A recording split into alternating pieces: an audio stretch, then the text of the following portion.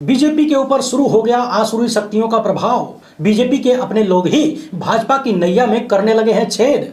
क्या शंकराचार्य ने गलत मुहूर्त को लेकर जो संदेह जताया था और यह भी कहा था कि आधे अधूरे मंदिर में प्राण प्रतिष्ठा होगी तो आसुरी शक्तियों का प्रभाव होगा, दुष्परिणाम झेलना पड़ेगा। आखिर लोग क्यों कहने लगे कि वो काम शुरू हो गया है? हाल फिलहाल में बीजेपी के लोगों ने ऐसा क्या कर दिया कि इस तरह की बातें सामने आ रही हैं? बेहद आसान भाषा में पूरा मामला आपको बताएंगे। उधर अयोध्या में हो गई है अडानी की एंट्री। आप कहेंगे कि एंट्री तो बहुत सारे लोगों की हुई है, सेठों की हुई है और लोगों की भी हुई है प्राण प्रतिष्ठा कार्यक्रम में, लेकिन नहीं, सेठ की एंट्री जमीन के मामले में हुई है। और इस जमीन को लेकर क्यों हो रही है झोलझाल की चर्चा? मामला बड़ा दिलचस्प है, ध्यान से देखते जाइए। इसके साथ ही बात करेंगे राहुल गांधी की यात्रा की, जिसके माध्यम से राहुल की सकारात्मकता और भारतीय जनता पार्टी की नकारात्मकता जमकर बाहर निकल रही है, एकदम पर्दा फाड़ के। बात यह भी करेंगे कि क्या इस देश में मंदिरों और पूजा स्थलों पर बीजेपी का पूर्ण रूपेण कब्जा हो चुका है, जिसे चाहेंगे जब चाहेंगे जहां चाहेंगे वहीं दर्शन करेगा। एक और बात, पिछले कई महीनों से चर्चा हो रही है कि मंदिर वाला कार्यक्रम बीजेपी का है, कोई कहता है आरएसएस का है, कोई कहता है नहीं हिंदुओं का है। लेकिन आज कार्यक्रम पूरा होते होते ये बात साफ हो गई कि यह कार्यक्रम किसी का नहीं है, सिर्फ एक व्यक्ति का है। वो व्यक्ति कौन है ये आप जानते हैं, लेकिन हम इसके पीछे के कुछ कारण आपको दिखाएंगे। बात यह भी करेंगे कि यूपी के मुख्यमंत्री ने पिछले दिनों इंटरव्यू में जो कहा था, जिसे प्रधानमंत्री के खिलाफ बताया गया, क्या उसका दुष्परिणाम आज उन्हें भोगना पड़ा है? वहीं आज कार्यक्रम के दौरान एक तस्वीर ऐसी भी निकल कर आई जो फिर से सवाल खड़ा करती है कि क्या मंदिर को लेकर एक और बड़ा झूठ भारतीय जनता पार्टी की तरफ से और गोदी मीडिया की तरफ से फैलाया गया। शंकराचार्य अवमुक्तेश्वरानंद की कुछ बातों पर भी वीडियो को शुरू में ही लाइक कर दिया करिए, इससे आपका ये चैनल मजबूत होता है। आज 22 जनवरी 2024 का दिन इतिहास के कैलेंडर में दर्ज होगा, महानतम दिनों में से एक होगा, इसे हमेशा याद रखा जाएगा। इस तरह की बहुत सारी बातें प्रधानमंत्री मोदी ने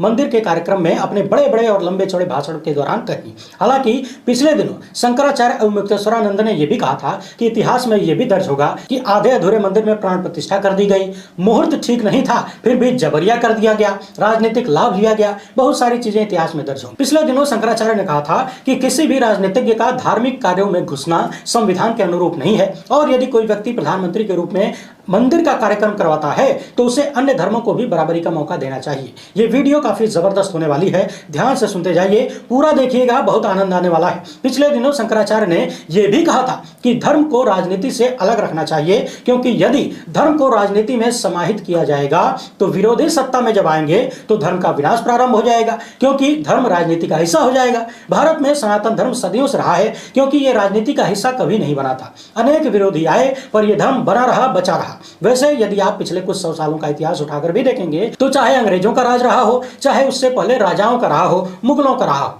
धर्म के आधार पर किसी ने शासन नहीं किया। आज चाहे जितना औरंगजेब और टीपू सुल्तान को घरिया लीजिए, लेकिन हकीकत यह है कि यदि वो किसी धर्म के खिलाफ होते तो आज वो धर्म नहीं होता, उस धर्म को मानने वाले लोग नहीं होते। ठीक उसी तरह से अन्य महान हिंदू राजा भी यदि किसी धर्म विशेष के खिलाफ होते तो अपने अपने क्षेत्र में उसे मिटा चुके होते, और इसके तमाम प्रमाण आपको देखने के लिए मिलेंगे। चाहे मुस्लिम राजाओं की बात हो, उन्होंने अपनी सत्ता में हिंदुओं को बड़े बड़े स्थान दिए, उसी तरह से हिंदू राजाओं ने भी मुसलमानों को अपनी सत्ता में बड़े बड़े स्थान दिए। विद्वान कहते हैं कभी भी उस राजनेता पर, उस राजनीतिक व्यक्ति की बातों पर भरोसा मत करिए जो ये बताए कि पूजा कैसे करनी है, और कभी भी उस धार्मिक नेता पर भरोसा मत करिए जो ये कहे कि वोट किसे देना है, कैसे देना है। यानी बाबाओं और मौलवियों को इशारे पर वोट करना, धर्मगुरुओं के इशारे पर वोट करना तथा नेताओं के इशारे पर उनके तरीके से प्रार्थना करना, ईश्वर की उपासना करना, ये दोनों ही खतरनाक है और इसका प्रत्यक्ष प्रमाण देश के सामने है। 50 साल पहले किसी ने सपने में भी नहीं सोचा होगा कि जिस राम का नाम मर्यादा पुरुषोत्तम बताकर लिया जाता है, उसी राम का नारा लगाकर एक वक्त में सारी इंसानी मर्यादाओं को तार तार करते हुए हत्याएं की जाएंगी। लोग एक दूसरे के प्रति प्रेम और सम्मान दर्शाने के लिए जय श्री राम बोला करते थे, लेकिन आज उस नारे को बदलकर उसमें से स्नेह और आदर को मिटाकर गुस्सा, नफरत और हिंसा भर के जय श्री राम में बदल दिया गया है और इसे एक सत्ता का लाइसेंस मानकर लोगों को डराने धमकाने के लिए प्रयोग किया जा रहा है। एक राजनीतिक दल के लोग जय श्री राम का नारा लगाकर अन्य पार्टियों के नेताओं को चिढ़ाने, अन्य धर्म के लोगों को डराने और किसी की हत्या को जायज ठहराने के लिए भी प्रयोग प्रयोग करने लगे हैं। सोशल मीडिया पर एक वीडियो वायरल हो रहा है जिसमें समाजवादी पार्टी की कोई महिला नेता कोई रैली वगैरह निकाल रही है और उसी भीड़ में बीजेपी का झंडा लिए हुए बहुत सारे लोग पहुंचते हैं तथा जय श्री राम का नारा लगाते हुए चिढ़ा रहे हैं। सरेआम देखा जा सकता है कि ये लोग मोदी मोदी और जय श्री राम का नारा लगाकर चिढ़ाने की कोशिश कर रहे हैं। आप में से बहुत सारे लोग ये भी कहेंगे कि सामने वाला चिढ़ता क्यों है, तो समझने वाली बात यह है कि सामने वाला किसी नारे से नहीं चिढ़ता, वो आपके तरीके से चिढ़ता है, चिढ़ाने वाले के तरीके से चिढ़ता है। यदि आप किसी के सामने चिढ़ाने वाला इशारा करते हुए जय श्री राम बोलेंगे या फिर हनुमान चालीसा ही क्यों न पढ़ने लगेंगे, उसे चिढ़ आएगी ही, क्योंकि आपका इशारा चिढ़ाने वाला है, आपकी हरकतें चिढ़ाती हैं। शब्द नहीं, सवाल शब्दों का नहीं, सवाल तरीके का है। असम से बहुत बड़ी खबर आई है, उस पर भी आएंगे, लेकिन पहले अयोध्या को लेकर कुछ विशेष बातें हैं, उन्हें सुन लीजिए। पिछले कई हफ्तों से आप लगातार गोदी मीडिया और अन्य माध्यमों से बहुत सारी चीजें देख ही रहे हैं। वीडियो की शुरुआत में मैंने कहा कि इस कार्यक्रम को कुछ लोग बीजेपी का बता रहे थे, कुछ लोग आरएसएस का बता रहे थे, कुछ लोग भारत के 100 करोड़ हिंदुओं का बता रहे थे। लेकिन आज इस कार्यक्रम के दौरान गोविंद देवगिरी का 5-6 मिनट का एक भाषण मैंने सुना। उसे सुनने के बाद एक बात स्पष्ट रूप से सामने आ गई कि यह कार्यक्रम किसी का नहीं था, बल्कि यह कार्यक्रम सिर्फ और सिर्फ नरेंद्र मोदी का था। गोविंद देवगिरी लगातार अपने भाषण में प्रधानमंत्री की सेखी बघारते रहे।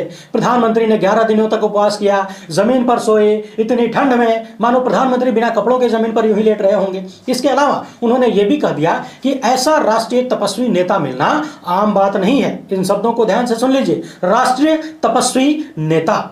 अब ये मत कहिएगा कि तपस्वी नेता कौन होता है जो दिन भर में 5 कपड़ा बदले, इन बातों पर मत पड़िए। शिवाजी महाराज से भी उन्होंने तुलना कर दी और उस 5-6 मिनट के भाषण में राम का जिक्र 5% से भी कम था, तो 90-95% सिर्फ और सिर्फ प्रधानमंत्री की सेखी बघारी जा रही थी। वैसे भी आप जानते हैं, और चारों शंकराचार्यों ने लगभग एक सुर में यह कह दिया कि यह कार्यक्रम राजनीतिक है। उन्होंने ये भी कहा कि जिस तरीके का कार्य हो रहा है वो दिखाता है कि इनका हिंदू अलग है, इनका हिंदुत्व अलग है और हमारा हिंदुत्व अलग है। हमारा हिंदुत्व शास्त्रों के अनुसार चलता है और इनका हिंदुत्व शायद राजनीति के हिसाब से चलता होगा।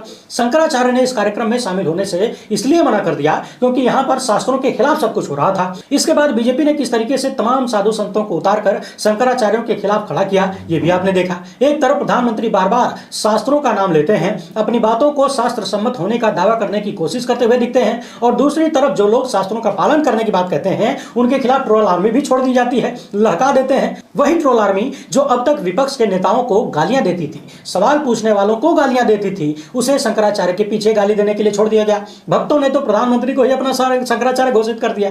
कुछ लोग ये भी कह रहे हैं कि पिछले कुछ सप्ताह से प्रधानमंत्री का जो स्वरूप देखने को मिल रहा है, ऐसा लग रहा है कि वो खुद को प्रधानमंत्री और नेता से ऊपर कुछ और साबित करने तथा दिखाने की कोशिश कर रहे हैं। यानी कि मैं सिर्फ एक देश का प्रधानमंत्री नहीं हूं, बल्कि मैं एक धर्म का भी प्रधानमंत्री हूं, ऐसी चर्चा लोग कर रहे हैं। वरना याद करिए, इस देश में अब तक कितने सारे प्रधानमंत्री हुए? क्या कभी आपने किसी को भी इस तरीके से प्रधानमंत्री का सारा काम धाम छोड़कर मंदिर से इस मंदिर से उस मंदिर घूमते हुए देखा?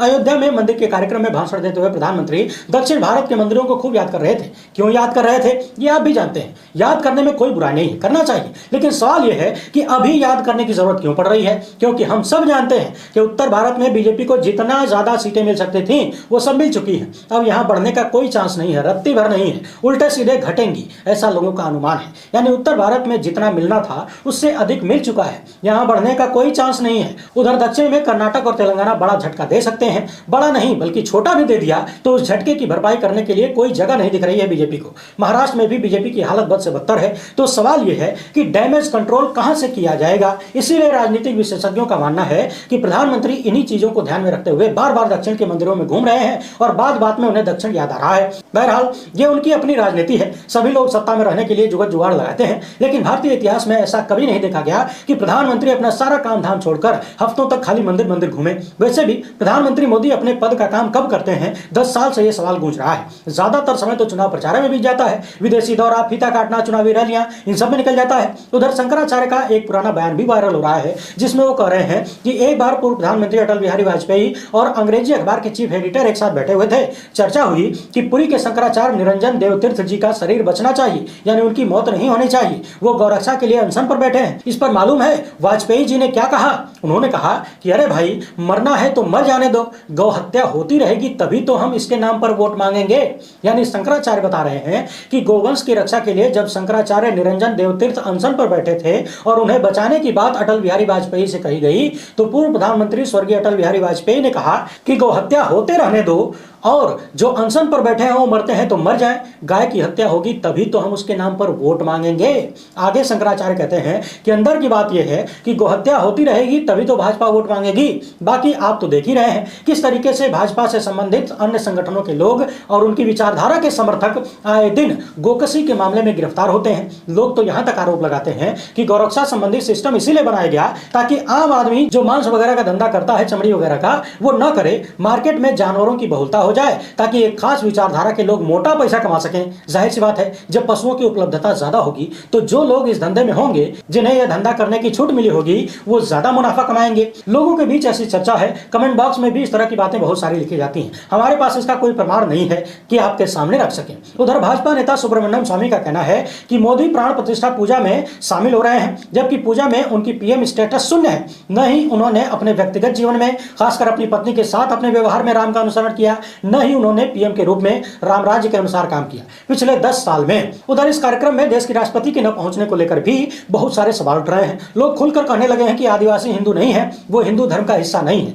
शायद इसीलिए राष्ट्रपति को नहीं आने दिया गया। आप कहेंगे कि यदि राष्ट्रपति आना चाहती तो उन्हें कौन रोक सकता था? तो शायद आपने हमारा वो वाला वीडियो नहीं देखा जिसमें हमने बताया था कि किस तरीके से आरोप लगते हैं कि भारत के राष्ट्रपति से कौन व्यक्ति कब मिलेगा, कितने समय के लिए मिलेगा, कौन मिलेगा कौन नहीं मिलेगा, ये सब कुछ प्रधानमंत्री कार्यालय के आदेशों से तय होता है। मुझे जहां तक याद है यह आरोप सत्यपाल मलिक जी ने लगाया था। वैसे राष्ट्रपति के इस कार्यक्रम में शामिल न होने को लेकर जो लोग ये कह रहे हैं कि आदिवासी हिंदू धर्म का हिस्सा नहीं है, उन्हें जरा इन बातों पर भी ध्यान रखना चाहिए कि स्मृति ईरानी, उनके बारे में भी कहा जाता है कि वो हिंदू नहीं है, लेकिन फिर भी वो इस कार्यक्रम में जाती हैं। तो मामला ये नहीं है, मुझे जो लगता है कि मामला यह नहीं है कि कौन किस धर्म से संबंधित है, कौन किसका हिस्सा है, नहीं है।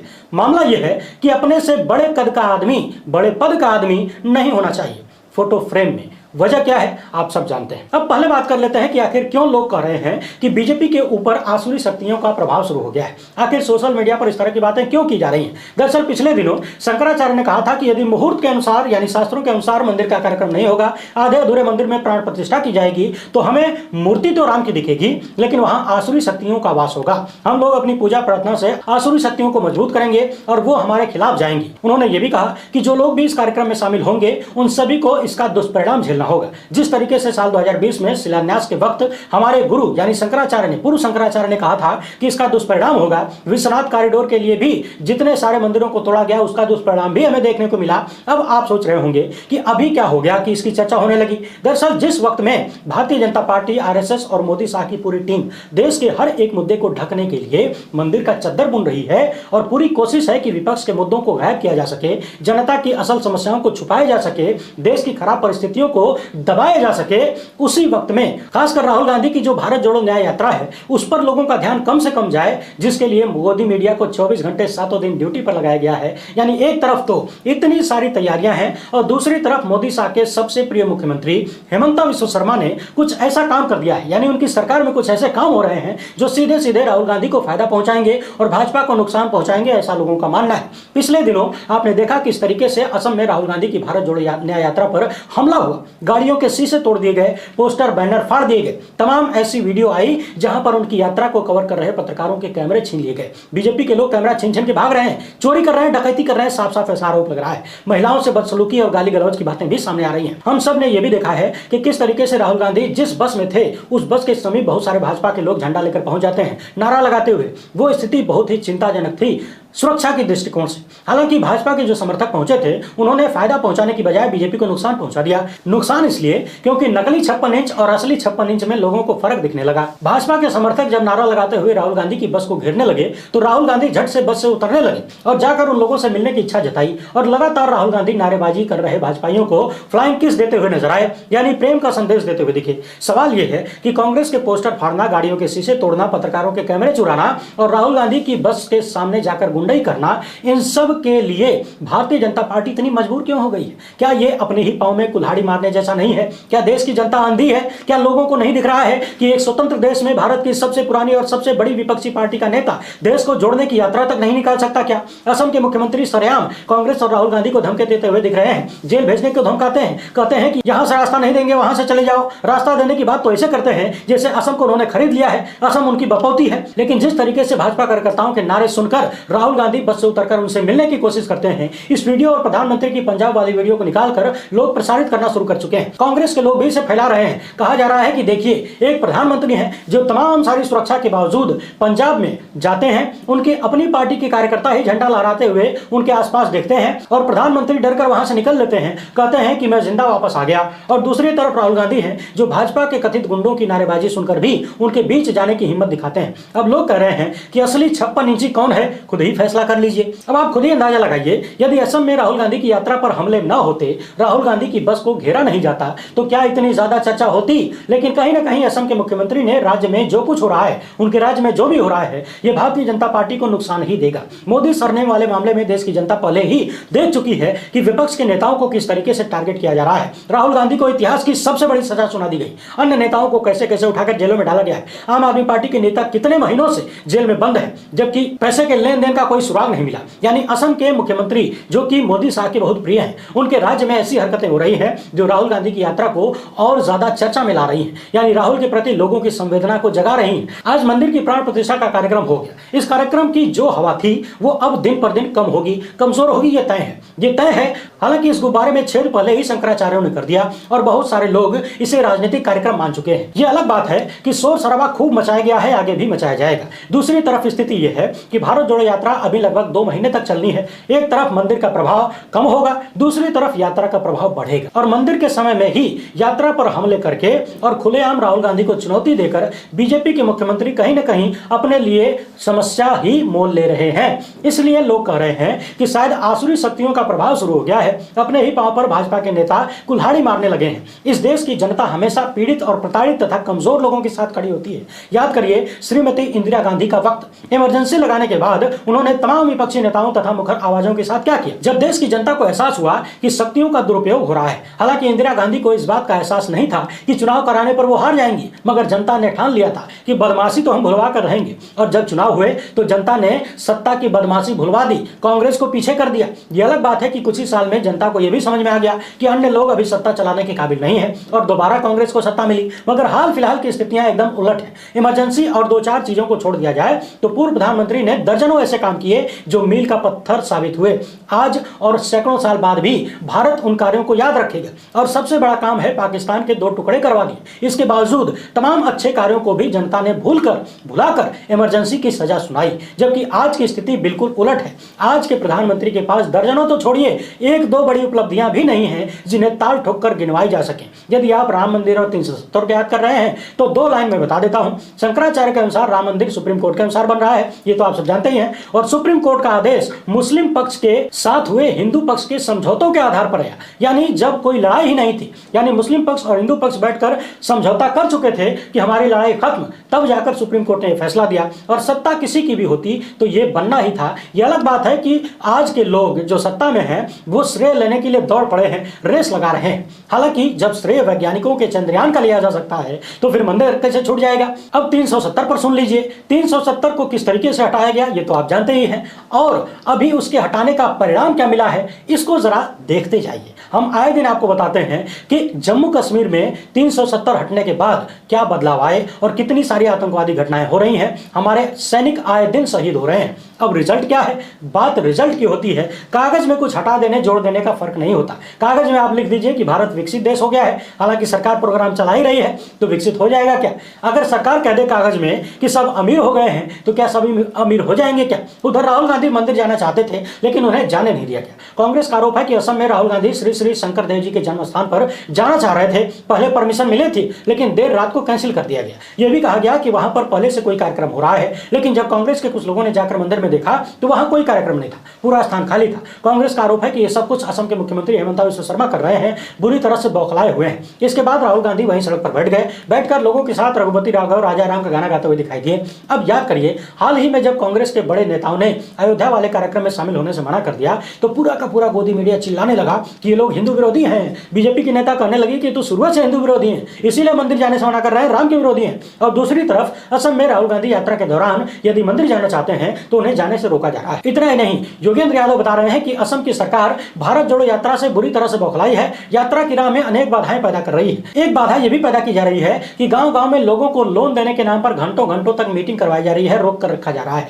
ताकि लोग लोन के लालच में गांव में टिके रहें, यात्रा में शामिल होने न चले जाएं। यानी गजब गजब का तिकड़म लगाया जा रहा है, ऐसा तिकड़म जहां तक आम आदमी सोच भी नहीं सकता। योगेंद्र यादव ने बाकायदा वीडियो बनाकर सोशल मीडिया पर शेयर किया है और दिखाया है कि किस तरीके से प्लान के तहत तिकड़म लगाया जा रहा है ताकि राहुल गांधी की यात्रा में भीड़ को पहुंचने से रोका जाए। यहाँ दो तरफा जुगाड़ देखिए, एक तरफ राम मंदिर का उद्घाटन पूरा देश देखे इसलिए छुट्टियां कर दी गई, ज्यादातर बाजार भी बंद दिख रहे हैं, और दूसरी तरफ राहुल गांधी की यात्रा में लोग न पहुंचे इसलिए कार्यक्रम चलाया जा रहा है। मुझे लगता है कि वीडियो काफी लंबी हो रही है, आइए सेट की चर्चा पहले कर लेते हैं। दवार पर एक रिपोर्ट छपी है जिसमें scroll.in के संवाददाता आयुष तिवारी की एक रिपोर्ट के अनुसार अक्टूबर और दिसंबर 2023 के बीच time city multi state cooperative housing society नाम की एक फर्म ने सरयू नदी के पास 1.13 करोड़ रुपए में जमीन का एक टुकड़ा खरीदा और कुछ हफ्तों के बाद ही वो जमीन अडानी ग्रुप को 3 गुने से भी अधिक दाम में बेच दिया गया।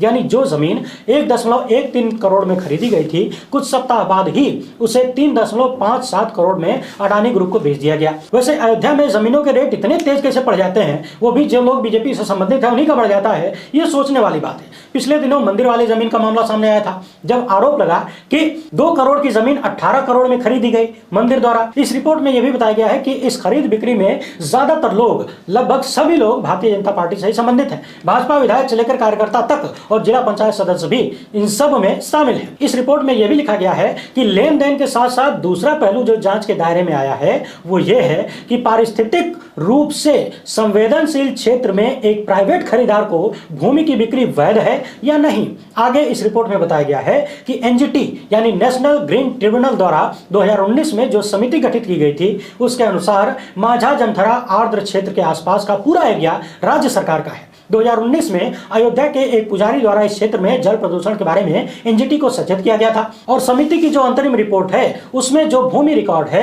उससे पता चलता है कि माझा जमथरा में अडानी समूह द्वारा खरीदी गई भूमि का एक बड़ा हिस्सा जलमग्न, इसी जलमग्न क्षेत्र के अंतर्गत आता है। यानी एक मामला तो यह है कि किसानों से औने पौने दाम पर जमीन खरीदी गई, सर्किल रेट से कम दाम पर। दूसरी बात यह भी सामने आ रही है कि यह सरकारी जमीन है, इसकी खरीद बिक्री को लेकर भी सवाल उठ रहे हैं। बाकी लोग कह रहे हैं कि जब सरकारी जमीन है तो सरकार भाजपा की है और जब भाजपा की सरकार है तो फिर सेठ है। हालांकि सेठ का सब कुछ सेट होता है, सरकार किसी की भी हो, विपक्षी दलों की भी जितनी सरकारें हैं वो कांग्रेस की हो, टीएमसी की हो या फिर किसी और की हो, सेठ का सब कुछ हर जगह सेट होता है। अच्छा, 2 बातें छूट गई। पहली तो ये कि हाल ही में उत्तर प्रदेश के मुख्यमंत्री ने एक इंटरव्यू में कहा था कि मैं दिन भर में बहुत सारे कपड़े नहीं बदलता, एक ही कपड़ा पहनता हूं, वही पहन के घर भी रहता हूं, वही पहन के बाहर भी जाता हूं। लोगों ने कहा कि यह सीधे सीधे प्रधानमंत्री की तरफ इशारा है। और आज मंदिर वाले कार्यक्रम में बताया जा रहा है कि गलती से कभी कभी कैमरा यूपी के मुख्यमंत्री की तरफ जा रहा था, यानी इस कार्यक्रम के टेलीकास्ट में यूपी के मुख्यमंत्री का चेहरा कम से कम दिखाया गया। यानी लोगों का आरोप है कि यूपी के मुख्यमंत्री का चेहरा छिपाया जा रहा था।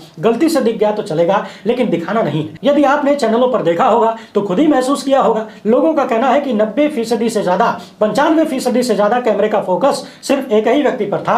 उधर चर्चा ये भी हो रही है कि जब पत्नी के साथ बैठने की बात उठी तब गोदी मीडिया ने परोस दिया कि नहीं, ट्रस्ट के ही एक व्यक्ति अपनी पत्नी के साथ बैठेंगे। पिछले दिनों वो बैठे हुए भी दिखाई दिए, लेकिन आज पता चला कि मुख्य यजमान प्रधानमंत्री ही थे। ये भी गोदी मीडिया ने ही दिखाया, जबकि वही गोदी मीडिया पिछले कई दिनों से बता रहा था कि प्रधानमंत्री मुख्य यजमान नहीं होंगे। अब लोग कह रहे हैं कि क्या एक बार फिर से देश की जनता को टोपी पहना दी गई गोदी मीडिया के माध्यम से। जब सवाल उठे तो सवालों को हल्का करने के लिए ऐसे व्यक्ति को उठा लाए जो पत्नी के साथ बैठ सकता है और बाद में प्रधानमंत्री अकेले बैठ गए। वैसे सवाल तो यह भी हो रहा है कि प्रधानमंत्री की पत्नी जीवित है, ऐसी कौन सी खुन्नस है, ऐसा कौन सा द्वेष है, ऐसी कौन सी घृणा है कि बुढ़ापे में भी पत्नी के साथ नहीं बैठ सकते। ये सवाल लोग पूछ रहे हैं, हम नहीं पूछ रहे हैं। बहरहाल बातें तो बहुत